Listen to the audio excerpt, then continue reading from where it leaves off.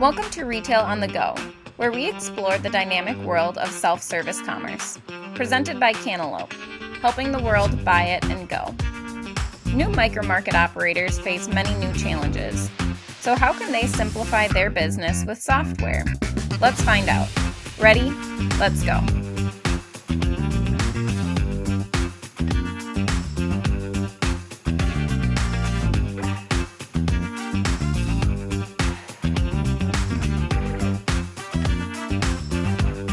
Thank you guys for tuning in to today's episode. This is episode number 7 of the Retail on the Go podcast. Today we are going to be discussing warehouse management with our episode From Where to Warehouse. We're going to be diving into the details of software-driven management into micromarkets. My name is Kylan Wilborn. I'm one of your hosts, as well as Max Chismar. Today we have a new guest on our show named Maxwell Elliott.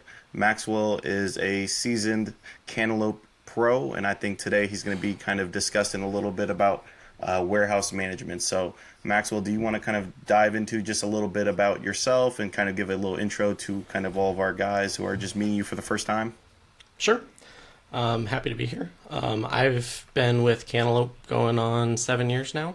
I am on the CSM team, so we help customers with their implementations. Prior to my Cantaloupe experience, I came up in the vending background as well, so I know the struggles that most of the vending operators are going through, have been through, so here to help with that. Oh, that's great. I mean, when you talk about warehouse management, it's one of those topics where I feel like you kind of have a mixture of two people. There's two categories of people. You have people that know everything to a T, and then you have guys who go in the back, try and find something. They don't know where it's at. They're scrambling. Just grab something else and we'll put it in its place. So I know today we're talking a little bit about micro markets and how, as you kind of have these newer operators starting to move into micro markets, moving away from traditional vending, but kind of, starting to install these more markets, we start to run into the task of kind of putting in more products, right? It's not a vending machine where you have just maybe 4 or 5, maybe 10 items. You're expanding to maybe 20 or 30 different types of items. And with that, you need to be able to manage all of those particular items. So do you want to kind of speak on just kind of what challenges do micro markets pose for operations as they kind of start getting implemented? Maybe starting off with like inventory and just different things like that. Yeah. So a typical vending machine holds 40 products. With the market, you're going to see 200 plus items. So the items that you're starting to carry grows substantially. Managing those items can be a pain. Unlike a vending machine, you just hit a coil selection, it vends what's there. With the market, then you have to start managing barcodes, keeping up multiple databases if you're using different providers. So you have more cost associated to your warehouse inventory. You have potentially more spoilage in your warehouse before you even put it out in the field to sell. Just general organization of your warehouse. Trying to make it so you can pre-pick or make it accessible for the drivers to find what they're looking for. And then keeping track of like your cost of goods on your items. You obviously want to know what it costs you so you can sell it at the appropriate price and make the appropriate margin. So those are some of the struggles going into the market business. No, absolutely. I mean, I'm sure you've seen it. You've been on site with several of our largest customers, kind of doing their implementation, getting them up and going. And I'm sure you've seen all different types of warehouses, whether, some guys who have, some idea of what they have going on and guys who have no idea what they're doing. They're tracking everything on paper, different things like that. Kind of over your 7 years of experience, kind of seeing the field, how would you say technology has played a role kind of in being able to kind of manage it versus compared to some of these guys who might be using pen and paper and, Excel sheets and different things like that? Yeah. So, I mean, technology has definitely come a long way. In the days of some people still do it, but you walk around your warehouse and you create an order on paper and you're just kind of guessing. You don't know what you're actually using of it, so you're kind of looking. It's like, I'm getting low on Doritos. I probably need to order a couple cases of that. Without the data, you could be right or you could be wrong, and then end up throwing away those Doritos before you even sell them. Yeah. So like with technology like Seed Pro, we have a robust warehouse system where we have an app for either an iOS device or an Android device that you can use to manage your warehouse.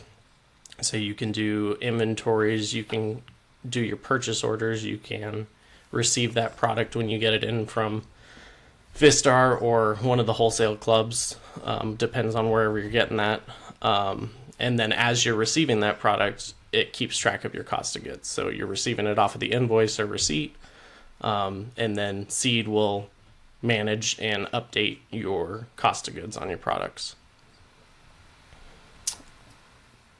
We also integrate with different picking systems into the warehouse.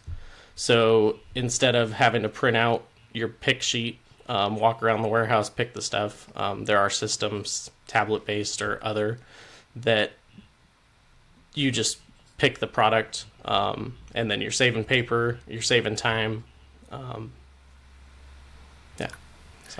So with your experience, and you've been able to consult over the last 7 years helping implement several people with a picking system going in the micro markets, you mentioned you're going from 40 SKUs over to 200 SKUs. Yep. Would you suggest some individuals just setting up a side portion of their warehouse for just a micro market and those specific SKUs, or how have you come into different scenarios where they just have it all together, or vending, like we said, vending and micro markets are separate? Yeah, so typically, I mean, your vending products are going to be in the market as well. They're going to be the 40 out of the 200 and something.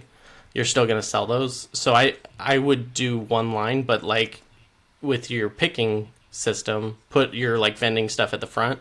And then if you're just picking vending, you don't have to walk the full line. You just walk that first part. And then when you're picking your markets, then you just kind of extend your path to include those. No, that's great. That definitely makes a lot of sense. And just trying to keep everything as organized as possible within your warehouse. You don't want one guy walking from one part of the warehouse all the way to the other side just to kind of pick an order. Regarding that, I know we talked about, the upgrades in technology, what it is we have going on for, operators as they start to move kind of from traditional picking off paper. And like you said, we're able to integrate with different systems. But I think we'd be kind of foolish to not talk about the system that we have kind of in the pipeline and rolling out, with that being PickEasy. PickEasy is our own kind of software, just in terms of being able to get off the idea of being able to pick off paper but pick on tablet. Do you kind of want to talk about what you think you see in the future with us kind of rolling out with this type of software, and how you think it's going to be able to benefit our operators? Yeah, so with software like PickEasy, you're going to reduce your mispicks.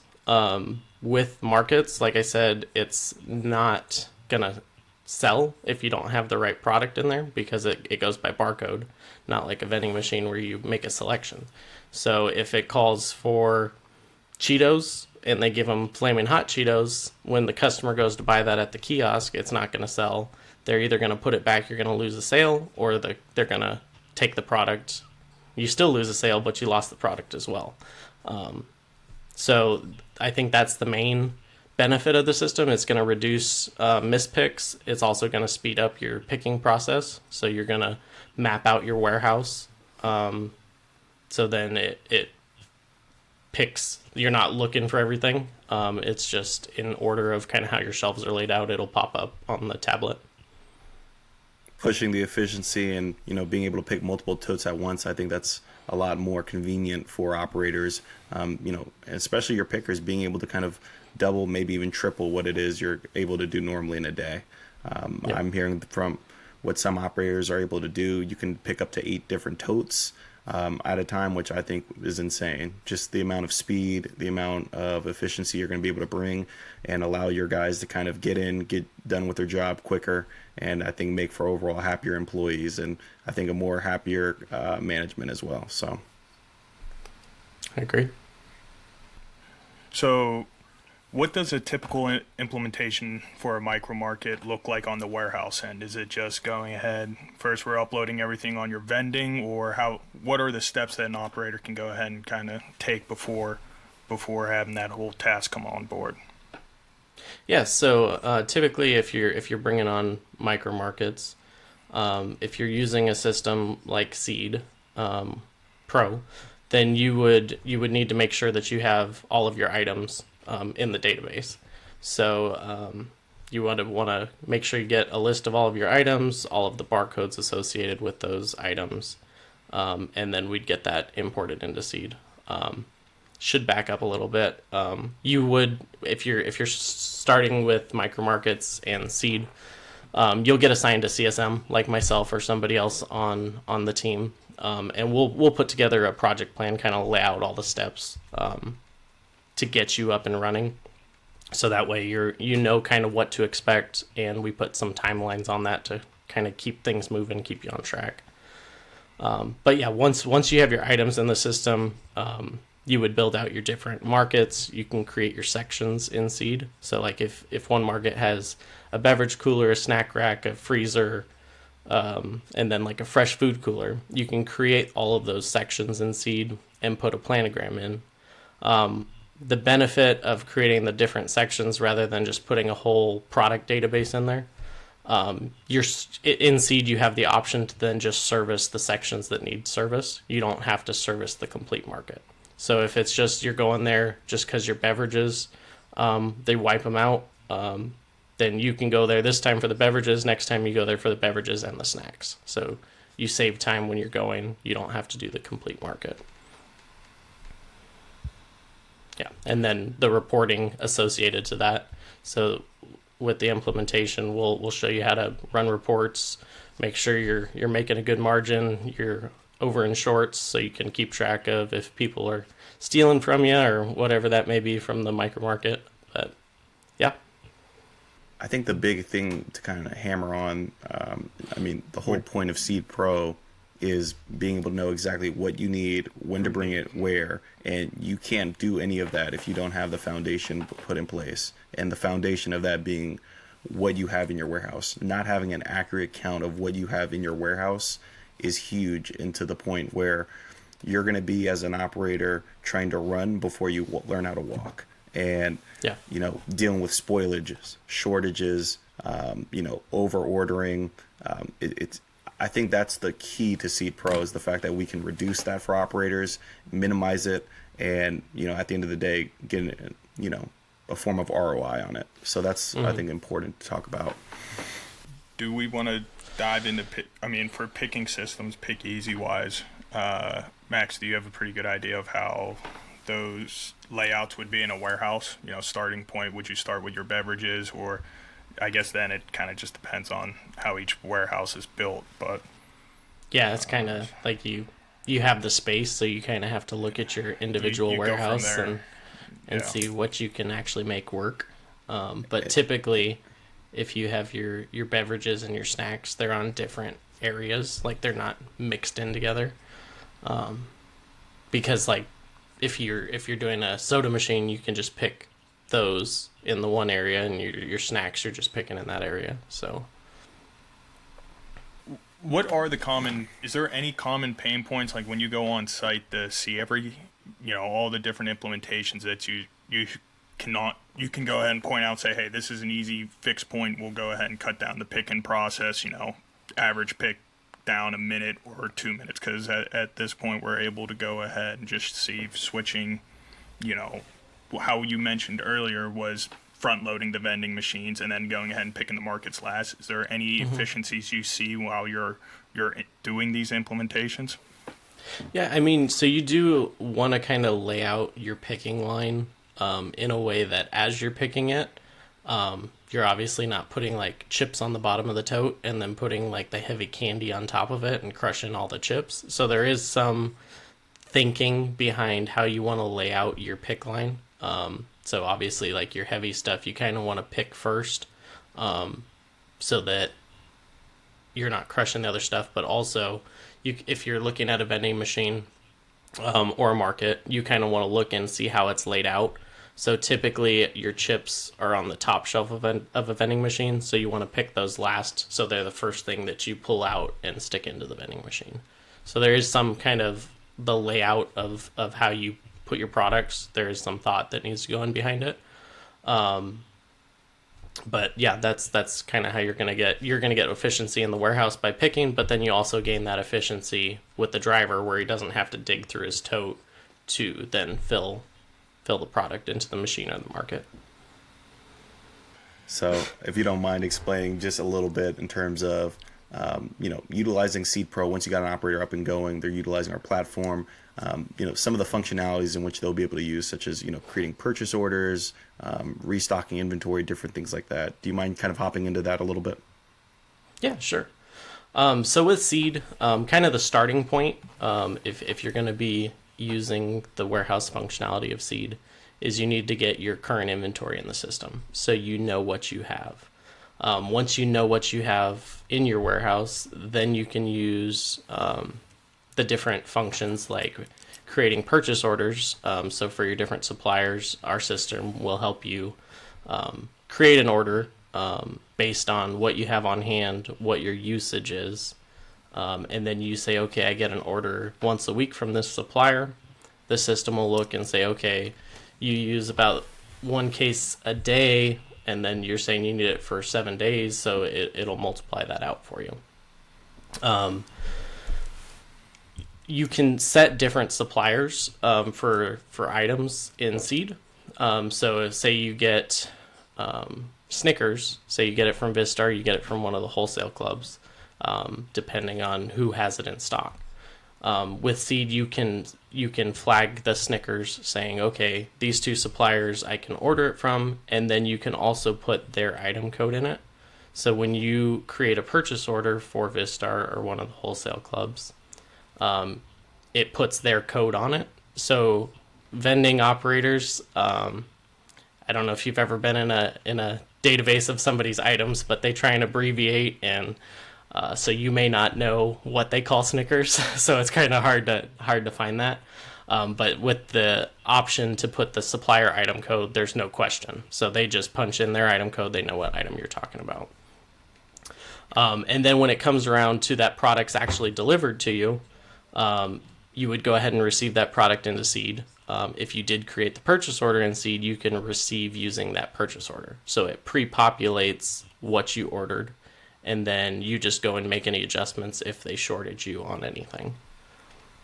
And then you would post that, updates all of your cost of goods, updates your current inventory levels, and then, yeah. Would they have to scan any products in or scan any as the orders come in from Vistar or whoever it is that they may be using?